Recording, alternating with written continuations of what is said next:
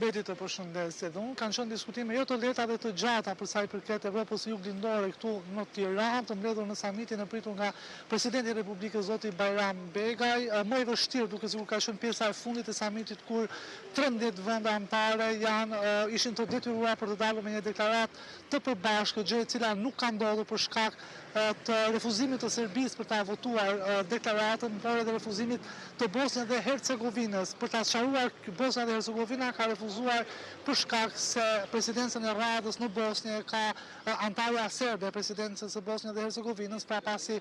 ka 3 presidentë, i cili Rada shkon herë tek njëri dhe herë tek tjetri. Serbia ka refuzuar për ta nënshkruar deklaratën finale për 3 tema kryesore, përkatësisht për luftën mes Rusisë dhe Ukrainës, ku vendet e tjera kanë dënuar agresionin rus në Ukrainë, për situatën në lindjen e mesme, ku 13 vendet e Evropës Juglindore janë solidarizuar me lindjen e mesme dhe u kanë bërë thirrje palve për tu vetë përmbajtur, ndërkohë që kanë njohur të drejtën e shtetit të Izraelit për të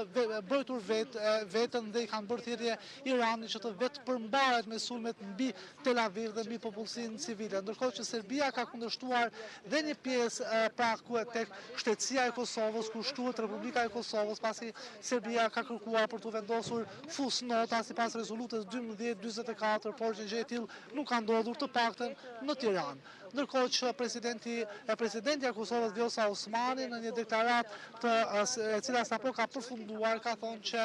ka shtuar dhe një paragraf në fund me kërkesë të Kosovës, por që nuk është pa qëndrimi të gjitha vendeve, por vetëm i Kosovës, ku i kërkon Bashkimit Evropian për të hequr masat dhe sanksionet që ka prej më shumë se një viti tani më mbi Kosovën. Të njëjtën gjë kërkoi edhe presidenti jon i Republikës zoti Bajram Begaj, duke i bërë thirrje Bashkimit Evropian për të hequr masat ndaj Republikës së Kosovës, sepse ato janë masa ndaj qytetarëve të Kosovës. Ndërkohë Beti nuk e di nëse është gati